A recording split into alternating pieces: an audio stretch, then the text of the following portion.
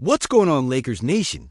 And if you've been following the absolute chaos that's been unfolding across the NBA over the past few weeks, then you know that something massive is brewing that could completely reshape the landscape of our beloved purple and gold. I'm talking about a situation that seemed impossible just months ago.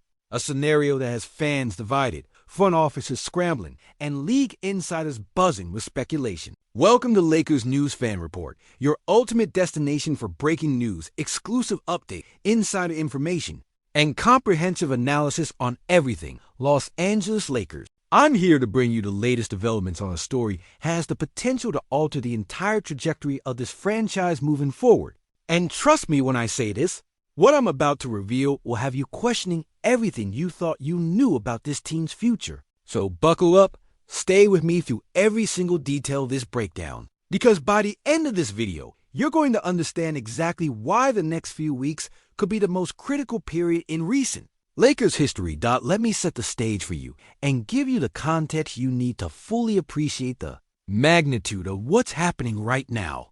The NBA is a league built on unpredictability, where fortunes can change overnight, where blockbuster trades can reshape entire conferences, and where the impossible becomes possible with one phone call between general managers. We've seen it happen time and time again throughout league history, and right now, we're witnessing the early stages of what could become one of the most talked about situations of the entire season. There's a player currently in a complicated situation with another franchise, a player whose name carries weight, whose talent is undeniable, but whose circumstances have created an opportunity that seemed unthinkable not too long ago. Now, before I dive into the specifics, I want you to understand something crucial about how NBA front offices operate.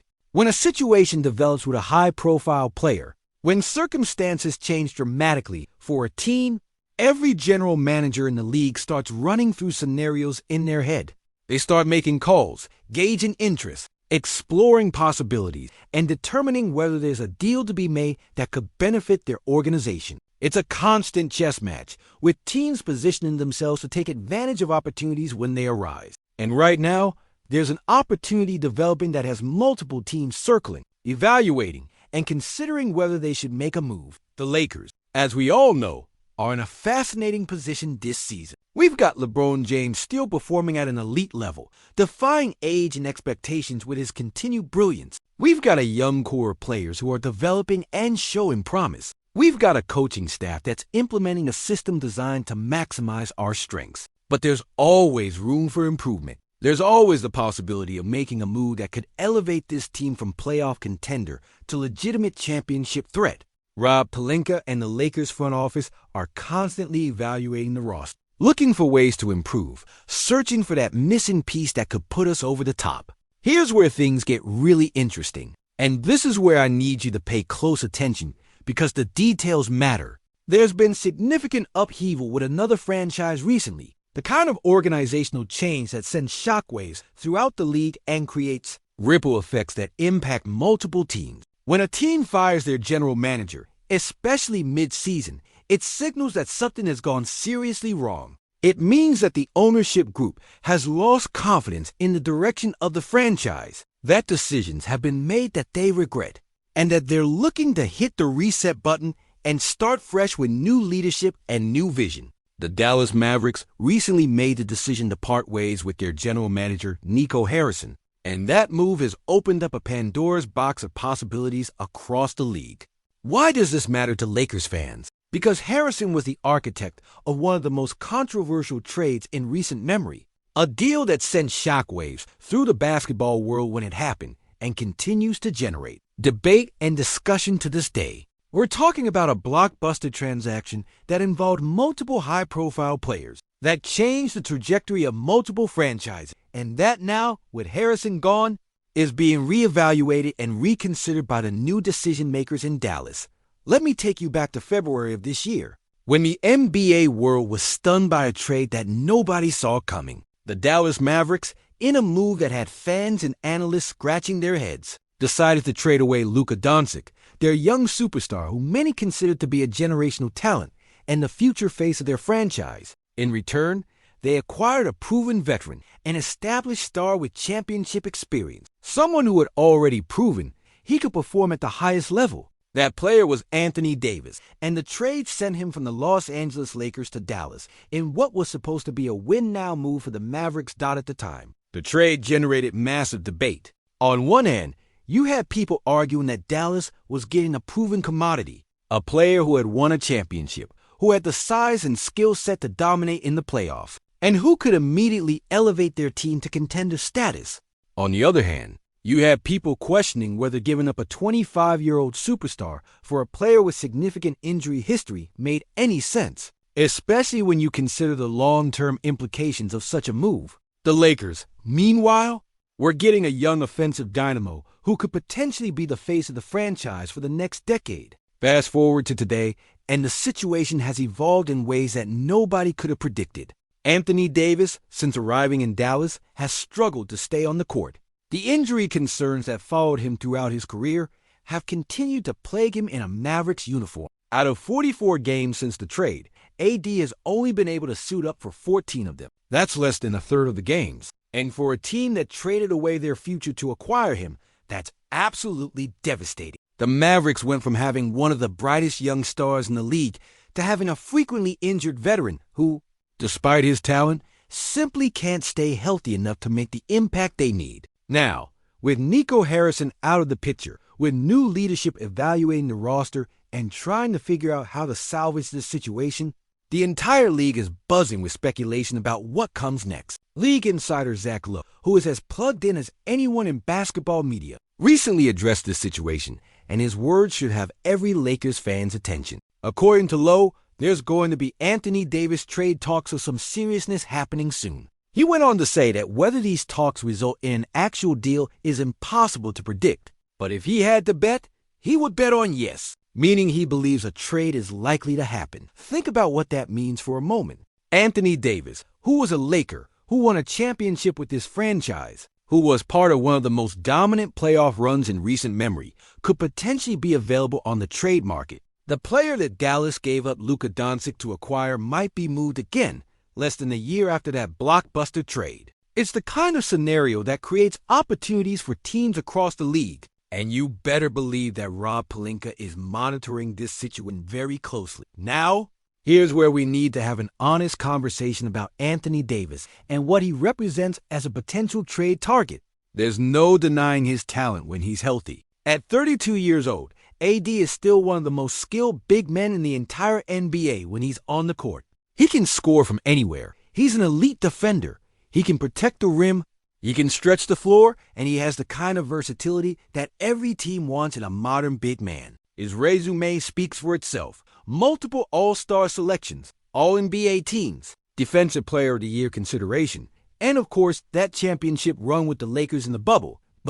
And this is a significant, but the injury concerns are real and they can't be ignored. Davis has struggled to stay healthy throughout his career, and those concerns have only intensified as he's gotten older. His trade value, which was once astronomical, is now at its lowest point in his 14-year career. Teams are rightfully skeptical about giving up significant assets for a player who might only be available for half the season. The risk-reward calculation is complicated, and any team considering a trade for AD has to weigh his undeniable talent against his equally undeniable injury history. The fan reaction to the possibility of Davis being traded again has been fascinating to watch unfold on social media. There's been everything from genuine interest to outright mockery, with fans from different teams weighing in on whether their franchise should pursue him. Some fans have suggested sending him back to LA for minimal return, essentially treating him as a salary dump. Others have questioned why any team would want a player who can't stay on the court. There's been criticism of the Mavericks for making the original trade, with many people suggesting they gave up Luka for free essentially. And there have been suggestions from various fan bases about how their team could revive his career, similar to how some franchises have successfully rehabilitated other injury-prone players in the past. The skepticism is understandable. But it's also important not to completely dismiss what Anthony Davis could bring to a team if he can stay healthy. When he's on the court, he's still capable of being a dominant force. He still has the talent to be a difference maker in the playoffs. He still has the experience and the championship pedigree that you want in high-pressure situations. For a young team looking to take the next step, for a contender looking for that final piece, AD could still be an attractive option if the price is right, and if you believe you can manage his health better than Dallas has. Now, let's address the elephant in the room. The question that every Lakers fan is asking: could Anthony Davis actually return to Los Angeles? Is there a realistic scenario where we see a D back in purple and gold?